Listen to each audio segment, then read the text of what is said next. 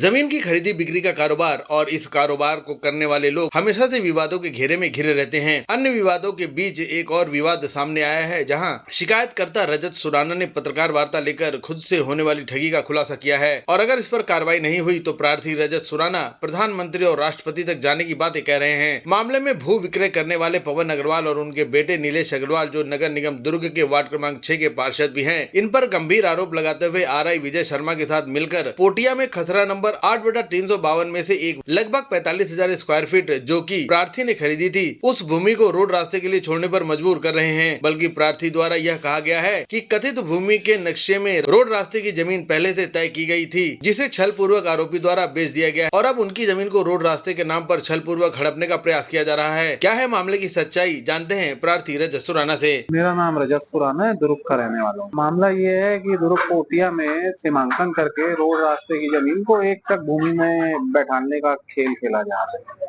ये दुर्ग में आरआई है विजय शर्मा, उनके द्वारा ये कार्य किया जा रहा है। हाँ, वो बिल्कुल शामिल है। वो तो अपनी जमीन को बैठाना चाह रहे हैं रोड रास्ते की मेरी जमीन में, जो उन्होंने मेरे परिवार को बेची थी सन 2005 में। मैं शिकायत नहीं करूंगा तो मेरी जमीन वो ले लेंगे, मैं क्या करूंगा फिर। मैंने अपनी जो जमीन मेरे परिवार में जो जमीन 2005 में खरीदी है संपत्ति, वो तो मेरी संपत्ति जीरो हो जाएगी। कुछ नहीं है अब एक्चुअल में है क्या, पवन अग्रवाल के बेटे हैं नीलेश अग्रवाल, वो वार्ड क्रमांक 6 से पार्षद हैं और एमआईसी के मेंबर हैं। तो राजनीतिक दबदबा, पैसे का दुरुपयोग या उपयोग, सदुपयोग उनके लिए। किसी भी व्यक्ति को जिनको आपने जमीन बेची है उनकी जमीन हड़प लो, अपने रोड रास्ते की जमीन को उनकी जमीन में बैठा लो।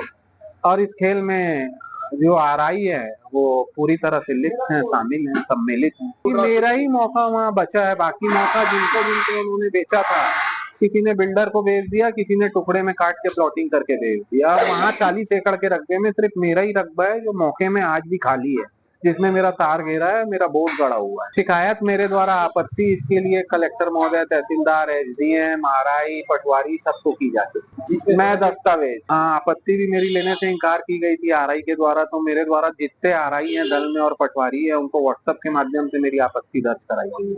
नहीं बैठा लेंगे कैसे, पहले मेरी कार्रवाई करे ना, पहले सही और गलत का जांच हो, प्रकरण की निष्पक्ष जांच हो। मेरी अपील है कलेक्टर महोदय से कि इसमें टीम बनाई जाए, विजय शर्मा को उस टीम से निष्कासित किया जाए, नया दल बनाया जाए।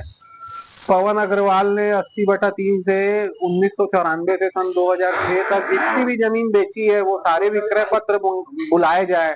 उस विक्रय पत्र के अनुसार आरआई तहसीलदार से एक नक्शा बनवाया जाए। उस नक्शे के अनुसार उसने कौन कौन से रकबे कहाँ कहाँ पे रोड रास्ते के लिए छोड़ा है उसको चिन्हांकित किया जाए।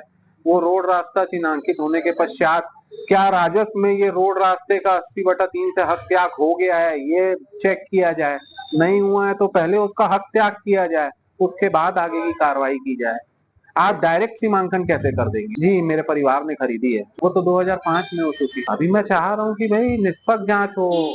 जो मेरे से आरआई विजय शर्मा द्वारा घूस मांगी गई है 25 लाख की, उसकी जांच हो, उनके खिलाफ कार्रवाई हो। मैं प्रधानमंत्री राष्ट्रपति तक जाऊंगा, सबको पत्र लिखूंगा, मैं दस्तावेज लिखूंगा, उसमें लिखूंगा नीलेश अग्रवाल कौन है उसका परिचय लिखूंगा, विजय शर्मा ने क्या किया है वो लिखूंगा, अपनी सारी आपत्ति संलग्न करूंगा, जिसमें रिसीविंग है सब जगह की कि इसमें आज की दिनांक तक कोई कार्रवाई नहीं करी गई है। और मेरी आपत्ति जमा होते ही सीमांकन का नोटिस आ जाता है मेरे को, आपत्ति का निराकरण नहीं होता है। बिल्कुल भरोसा है, इसीलिए उनके पास जाएंगे, लिखेंगे। प्रार्थी द्वारा यह भूमि लगभग 7 वर्ष पूर्व खरीदी गई थी, जिस पर उन्होंने किसी प्रकार का निर्माण अब तक नहीं कराया था।